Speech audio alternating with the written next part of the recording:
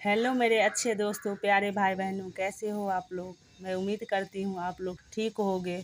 आज आप लोगों का अन्नपूर्णा रसोई में स्वागत है। आज आप लोग के लिए बहुत ही स्वादिष्ट कद्दू के पत्ते की साग बनाने की रेसिपी लेके आई हूँ। तो इससे पहले मैं डंडी सहित साग बनाने की रेसिपी लेके आई थी और इस बार मैं ये पत्ते की साग बनाने की रेसिपी लेके आई हूँ। तो ये देखिए, कद्दू की बेल में जो ऊपर वाला भाग होता है उसमें जो ये मुलायम सा पत्ता होता है वही हमें लेना है। हार्ड वाला पत्ता हमें बिल्कुल नहीं लेना है।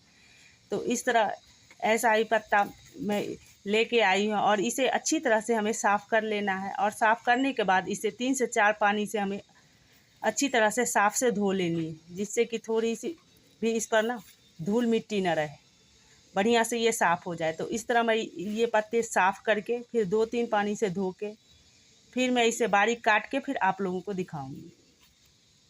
2-3 पानी से अच्छी तरह से इसे धो ली हूँ और धो के काट के इस बर्तन में डाल दी हूँ और कुछ मसाला भी तैयार करके इस प्लेट में रखी हूँ।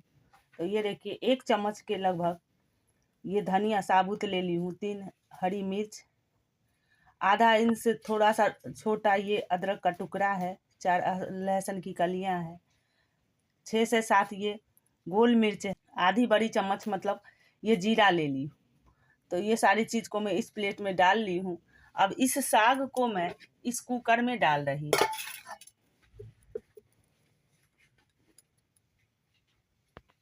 तो ये देखिए दोस्तों, तो इस कुकर में मैं ये साग डाल दी हूँ और इसमें आधी कप के लगभग इसमें पानी डाल रही हूँ।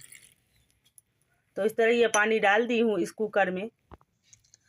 और पानी डालने के बाद इसमें आधी छोटी चम्मच मैं नमक डाल रही हूँ। तो आधी छोटी चम्मच के लगभग इसमें नमक डाल दी हूँ। तो मैं अब इस कुकर का ढक्कन लगा के 2 सीटी लगा लूँगी मीडियम फ्लेम पे, जिससे कि ये बढ़िया से साग ये पक जाए। तो इस तरह मैं ये पका के साग फिर आप लोगों को दिखाऊंगी। दोस्तों, जब तक हमारी उधर साग पक रही है तब तक कुछ और जो तैयारी हो सकती है इतने देर में उतना हम कर लेते हैं, जिससे कि साग जल्दी से हमारी बन जाए पकने के बाद। तो ये देखिए, ये इधर मैं कढ़ाई चढ़ा दी हूँ गैस पे और इस कढ़ाई में 1 टेबल स्पून के लगभग सरसों का तेल डाल दी हूँ मैं। तो इस तेल में मैं 2 चम्मच भर के बड़ी वाली चम्मच से बेसन डाल दूंगी।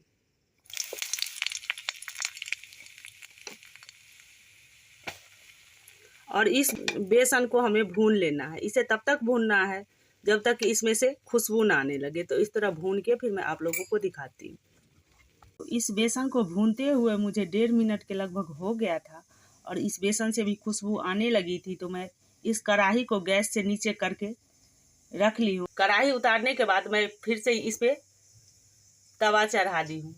इस तवा पे मैं जो वो धनिया और जीरा रखी हूँ वही भूनूंगी। तो गैस पे मैं ये तवा चढ़ा दी थी गरम होने के लिए। तो ये तवा भी हमारी गरम हो गई है।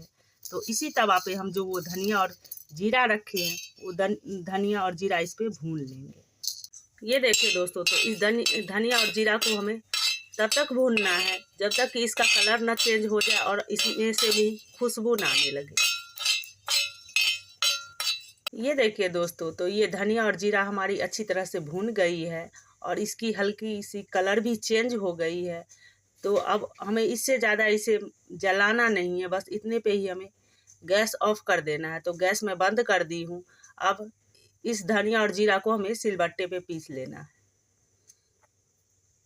तो जीरा और धनिया को मैं ठंडी कर ली थी और ठंडी करने के बाद इस सिलबट्टे पे इसे डाल दी हूँ और उस जो प्लेट में गोल मिर्च रखी थी वो गोल मिर्च भी इस पे डाल दी हूँ। तो ये तीनों चीज़ों को हमें बारीक पीस लेनी है। तो इस तरह मैं पीस के फिर आप लोगों को दिखाती हूँ।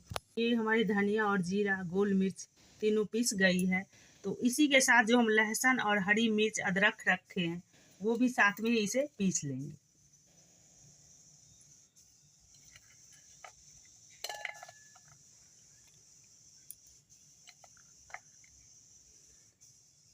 तो ये सारी चीज़ पीस के मैं फिर आप लोगों को दिखाती हूँ। तो इस तरह मैं ये मसाला पीस के तैयार कर ली हूँ और तैयार करने के बाद इस प्लेट में डाल दी। दोस्तों, तो इस सिलबट्टे पर से मैं ये मसाला निकाल के प्लेट में रख ली हूँ और ये साग भी हमारी अच्छी तरह से पक गई थी 2 सीटी लगाने के बाद। तो इसे ठंडा कर ली हूँ। अब हल्की हल्की सी ये गर्म है, मतलब इतनी गर्म है जो हम इसे पीस सकते हैं।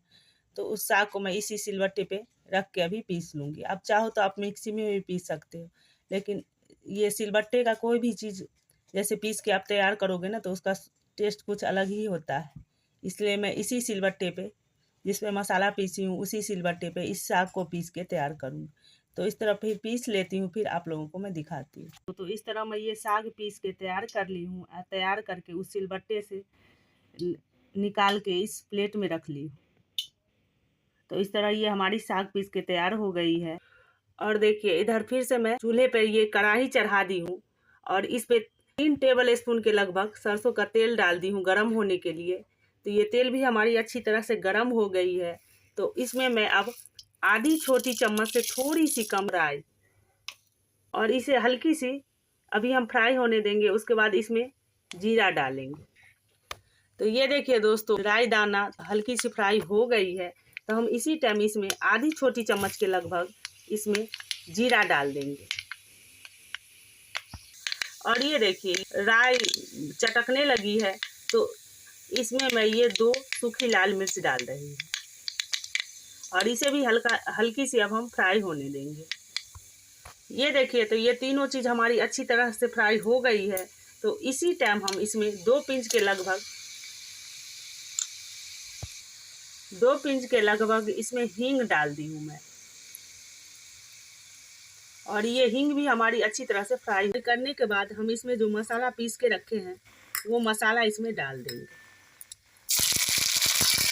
मसाला डालने के बाद एक बार मैं चला ली हूँ और चलाने के बाद अब इसमें और कुछ मसाला हमें ऐड करना है। तो 1 टेबल स्पून के लगभग मैं ये धनिया पाउडर डाल रही हूँ और आधी छोटी चम्मच के लगभग इसमें हल्दी पाउडर डाल रही हूँ। और इसे भी ये डालने के बाद 1-2 बार हम चला लेंगे। उसके बाद 2 से 3 टेबल स्पून के लगभग इसमें पानी डाल देंगे जिससे कि ये बढ़िया से मसाला भून जाए। ये देखिए तो इसमें 3 चम्मच से थोड़ी सी ज़्यादा मैं पानी डाल दी हूँ। अब इसे पानी डालने के बाद 1 मिनट के लिए हम इसे अच्छी तरह से भून लेंगे जिससे कि ये मसाला अच्छी तरह से भून जाए। तो 1-1.5 मिनट चलाने के बाद ये मसाला अच्छी तरह से भून गई थी और इससे तेल भी हमारी सेपरेट होने लगी थी। तो मैं इसी टाइम ये जो कद्दू का पत्ता मैं पीस के रखी थी वो इसमें डाल दी हूँ। अब इसको इस मसाले के साथ इस साग को मैं 2 से 3 मिनट तक भून लूँगी। तो इस तरह भून के फिर मैं आप लोगों को दिखाती हूँ। देखिए दोस्तों तो इस साग को चलाते हुए मुझे 2 से 3 मिनट हो गया है मीडियम फ्लेम पे। तो ये साग भी अच्छी तरह से भून गई है। तो इसी टाइम हम इसमें पानी डाल देंगे। पानी आप अपने हिसाब से डालना, जैसे रोटी के साथ खाना है तो थोड़ा गाढ़ी ही हम रखेंगे इस साग को। अगर चावल के साथ खाना है तो थोड़ी सी पतली कर देंगे। तो उस हिसाब से हमें इसमें पानी डालना है। और एक बात और दोस्तों मैं भूल गई थी आप लोगों को बताना, जो आप लोग सोच रहे होंगे जो मैं इसमें मिर्च पाउडर क्यों नहीं डाली हूँ। तो मैं शुरू में भी ये मिर्च पीस के इसमें डाली थी और बाद में जब हम इस साग में तड़का लगाएंगे तो उस टाइम भी इसमें मिर्च डालेंगे तो कुछ ज़्यादा ही हो जाएगी। इस चक्कर में मैं नहीं डाली हूँ। अगर आप लोगों को ज़्यादा तीखा खाना पसंद है तो आप मिर्च पाउडर ऐड कर सकते हो इसमें। दोस्तों तो मुझे इस साग को चावल के साथ सर्व करना है तो मैं इसमें एक बड़ी वाली कटोरी से 1 कटोरी इसमें पानी डाल दी हूँ।